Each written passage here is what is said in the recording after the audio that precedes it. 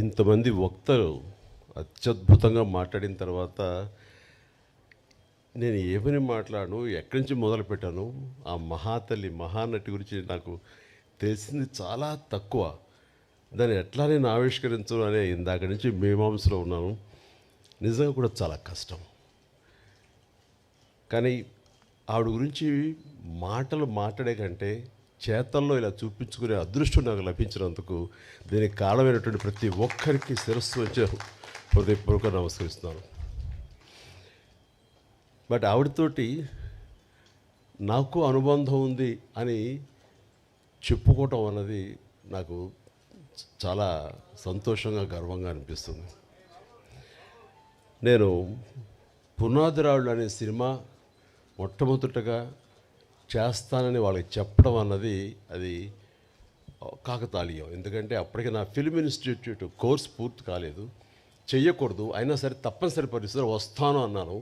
అది 1978 ఫిబ్రవరి మంత్, మార్చి రాబోతుందో. అక్కడ ఎవరు ఉంటారంటే అప్పట్లో ఆర్టిస్టులు ఎవరో కూడా నాకు తెలియదు. 4 కుర్రవాళ్ళు, నరసింహరాజు హీరోగా ఉంటాడు, నువ్వు అందులో 5లో ఒకడివి. అక్కడికి వెళ్ళిన తర్వాత నెమ్మదిగా ట్రైన్ ఎక్కి రాజమండ్రి వెళ్తుంటే షూటింగ్ సమయంలో నువ్వెవరితో యాక్ట్ చేస్తావో తెలుసా అన్నారు. తెలీదు. మహానటి సావిత్రి గారు ఉన్నారు, ఆవిడ కాంబినేషన్లో నటిస్తున్నావు అనేసరికి ఒక్కసారి ఒళ్ళు జలధరించింది. వాళ్ళు నాకు ఎందుకు చెప్పలేదో ఏమో నాకు తెలియదు, కానీ ఇది నిజం అన్నట్లుగా అవాక్య వింటే ఎస్. ఆవిడ రాజమండ్రి పంచవటి హోటల్ ఉండేది అప్పట్లో. ఆ పంచవటి హోటల్లో రూమ్లో సేద తీరుతున్నారు, రండి పరిచయం చేస్తామని నన్ను తీసుకువెళ్ళారు. ఆవిడని చూడగానే అసలు అవాక్కైపోయాను, నోట మాట రావట్లేదు. ఈవిడైనా ఎన్నాళ్ళు తెరవేద, నేను మా నాన్నగారు అభిమానించేవాళ్ళం. ఆవిడ్ని ఎంతగానో అలా చూసేవాడిని, ఏమీ మాట్లాడలేదు. నీ పేరేంటి బాబు అని అంటే అది అన్నాను. ఎందుకంటే ప్రసాద్ నుంచి చిరంజీవిగా మారిన 1వ రోజో 2వ రోజు అది రాజమండ్రికి బయలుదేరడానికి దారిలో అనుకున్నాను ఆ పేరు ఇక మీద చెప్పాలని. చిరంజీవి అన్నాను. శుభం అని అన్నారు. రేపో ఎప్పుడో మనంతా కలిసి నటిస్తామని చెప్పారు. అయిన తర్వాత అక్కడ రాజమండ్రి షూటింగుల్లో వర్షం వచ్చింది. ఫిబ్రవరి మార్చిల్లో వర్షం ఏంటని మీరు అనుకోవచ్చు, అవి మ్యాంగో షవర్స్ అంటారు, మొన్న కూడా వచ్చింది అట్లా. అలాంటి అకాల వర్షం వచ్చింది. ఒక గచ్చుతోటి ఉన్న ఒక హౌసు పంచలో పైన టాప్ రూఫ్ ఉంది, కానీ జల్లు పడుతూ ఉందన్నమాట. అందులో నటించినటువంటి యాక్టర్లు అందరూ రోజారమణి, కవిత, సావిత్రమ్మ గారు, గోకెన్ రామారావు, కొంతమంది ఆర్టిస్టులు వీళ్ళందరూ ఉన్నారు, నరసింహరాజు వీళ్ళందరూ ఉండిన తర్వాత చాలాసేపు వర్షం అలా వస్తూనే ఉంది, ఎవరికి తోయట్లేదు. మీకు తెలుసా ఈ అబ్బాయి చిరంజీవి అని అబ్బాయి డ్యాన్స్ చాలా బాగా వేస్తాడు, సరదాగా చిరంజీవి డ్యాన్స్ ఏమయ్యా అన్నాడు. నేను అడగటం ఆలస్యం, అలాంటి ముందు రెడీ అయిపోతాను. నా దగ్గర టేప్ రికార్డ్ ఉంటుంది. అప్పట్లో బోనియమ్మనో లేకపోతే ఇలాంటి కొన్ని అబ్బా ఇలాంటి కొన్ని ఇవి ఉన్నాయి ఇంగ్లీష్ నెంబర్స్, అది వేసుకుని డ్యాన్స్ చేస్తాను. నాకేంటంటే సావిత్రి గారు చూస్తున్నారు, ఇంకా పెద్ద ఉత్సాహం నాకు. అలా చేస్తుండగా ఆ జల్లుకి నా కాలు జారి గబుక్కుని కింద స్లిప్ పడిపోయాను.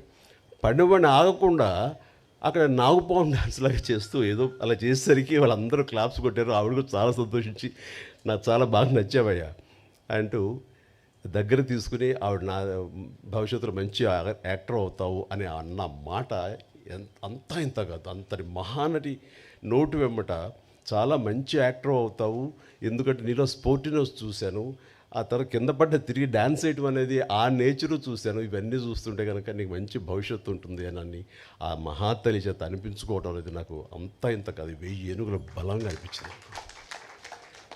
ఆ తర్వాత మళ్ళీ ఆవిడతోటి మరొక సినిమా చేసే అవకాశం కలిగింది. అది చాలా రోజుల తర్వాత, అంటే 80లో అనుకుంటా, అది 1980లో. అది ప్రేమ తరంగాలు అని చెప్పేసి, అందులో నేను, కృష్ణరాజు గారు, సుజాత గారు, జయసుధ గారు మేమంతా ఉన్నాము. ఆవిడ నా తల్లి పాత్ర. ఆ తల్లితోటి మళ్ళీ ఆవిడ బిడ్డగా యాక్ట్ చేసి నటించే అవకాశం నాకు కలిగింది. ఇట్లాగా ఆ తర్వాత మళ్ళీ నేను ఆవిడ చూసే అవకాశం కానీ ఆవిడతోటి నటించే అవకాశం కలగలేదు. ఆ తర్వాత మరి కాలం చెందారు. కానీ ఆవిడ సినిమాలు ఎప్పుడు చూస్తుంటాను, పాత పాటలు ఎప్పుడు ఇంట్లో పెట్టుకుంటుంటాను. ఏదైనా పాత పాట చూడాలంటే కనుక నాకు సావిత్రమ్మ గారు యాక్ట్ చేసినవి, ఆవిడ పాడినవి ఆ పాటలే చూస్తుంటాను. ఎంత సునిశ్చితమైనటువంటి ఎక్స్ప్రెషన్స్, ఎంత హావభావాలు, కేవలం కళ్ళతో మాత్రమే ఆవిడ చూపించేటువంటి గొప్ప నటి.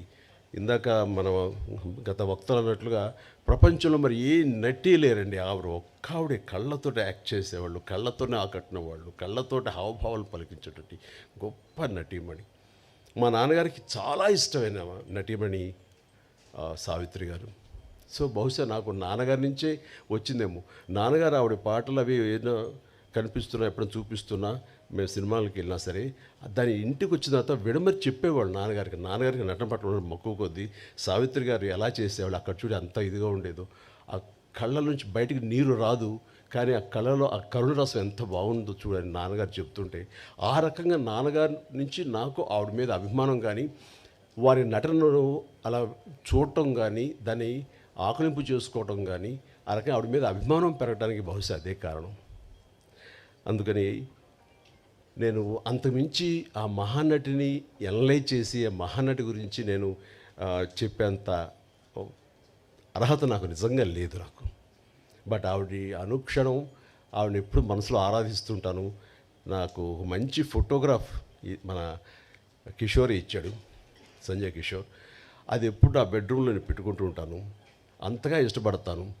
ఒకసారి అదే ఇందాక చెప్తున్నారు చాముండేశ్వరి గారు, ఇంటికి వచ్చినప్పుడు నేను ఆవిడని ఎప్పుడు ఎంతగా ఆరాధిస్తానో, మీరు సడన్గా వచ్చారు నాకు నిజంగా తెలియదు, కానీ మీరు నమ్ముతారు నమ్మరు అంటూ ఆ బెడ్రూమ్లోకి వెళ్ళి ఆ ఫోటోగ్రాఫ్స్ ఆవిడ చూపించినప్పుడు ఆవిడ ఎంత స్పందించారు, ఎంత ఇదయ్యారంటే అంత ఇంత కాదు. బహుశా అంతగా ప్రేమించే ఒక యాక్టర్ చిరంజీవి లాంటి మనిషి చేత ఇది చేయించాలని ఆవిడకి ఎందుకు అనుకుంటున్నారో ఏమిటో నాకు నిజంగా తెలియదు. కానీ మన బ్రహ్మానందం గారు వాళ్ళు అన్నట్లుగా ఆ మహాతల్లి పైనుంచి నా గురించి ఈ పుస్తక ఆవిష్కరణ కానీ నా గురించి మరింత యంగర్ జనరేషన్స్కి తెలిసే విధంగా ఆ అవకాశం మళ్ళీ చిరంజీవి ద్వారానే బయట ప్రపంచానికి మళ్ళీ అందరికీ తెలిసేలాగా నేను ఎప్పుడూ చిరంజీవిగానే ఉంటాను. ఆయన మాటలు చాలా బాగా చెప్పారు. నేను చనిపోలేదు, నేను బ్రతికే ఉన్నాను అన్నది చెప్పుకునే ఇది నా ద్వారా లభించినందుకు, నేను దానికి ఒక వారధిగా ఉన్నందుకు నేను చాలా నా జన్మ సార్థకమైందని భావిస్తున్నాను. అలాంటి అవకాశం నాకు ఇచ్చినటువంటి విజయ చాముండేశ్వరి గారికి, గోవిందరావు గారికి నా హృదయపూర్వక ధన్యవాదాలు తెలియజేస్తున్నాను. వారి ఇంటికి వచ్చినప్పుడు చాలా చిన్నగా చేసేద్దామండి, ఎందుకంటే అమ్మకి ప్రకృతి అనేది చాలా ఇష్టం. మీ ఇంట్లో ఎటు చూసి సరే పూల మొక్కలతో చాలా అందంగా ఉంది, ఇలాంటి చోట చేస్తే బాగుంటుంది, మీలాంటి మనసున్న మనుషులు చేస్తే సరిపోతుంది అనుకున్నప్పుడు అంతటి గొప్ప నటీమణిని, అంతటి వ్యక్తిని ఒక చిన్న చోట చిన్నగా చేయటానికి నాకు అసలు మనస్కరించలేదు. అందుకని కొంచెం టైం తీసుకున్నా సరే ఇంతమందికి ఆవిడ గురించి చెప్పేలాగా అలాంటి ఆయా వక్తలు నేను ఇన్వైట్ చేసి వారి ద్వారా ఆవిడ గొప్ప ఔన్నత్యాన్ని తెలిసేలాగా నా వంతు ప్రయత్నం చేశాను. అందుకని ఇందులో నేను ఆవిడ గురించి ఏమని చెప్పగలను నేను చెప్పలేను. బట్ ఆవిడ గురించి ప్రేమ నాకు ఒక తల్లి లాంటి ఆవిడ మీద నా ప్రేమ మనసులోనే పదిలంగా దాచుకుంటూ, ఆ మహాతల్లి నాకు తన కూతురైన చాముండేశ్వరి, నా సోదరైన చాముండేశ్వరి ద్వారా నాకు ఈ అవకాశం ఇచ్చిందని భావిస్తూ, ఇది నా జీవితానికి దక్కినటువంటి గొప్ప అమూల్యమైన అవకాశంగా నేను భావిస్తున్నాను. అందుకనే ఒక్కోసారి మాటలు కొరవడిపోతాయి. ఈసారి నిజంగానే నేను మాట్లాడేటప్పుడు మాటలు వెతుక్కుంటున్నాను, దాని కాళ్ళ లోపల తన్నుకొస్తున్నటువంటి ఉద్వేగం.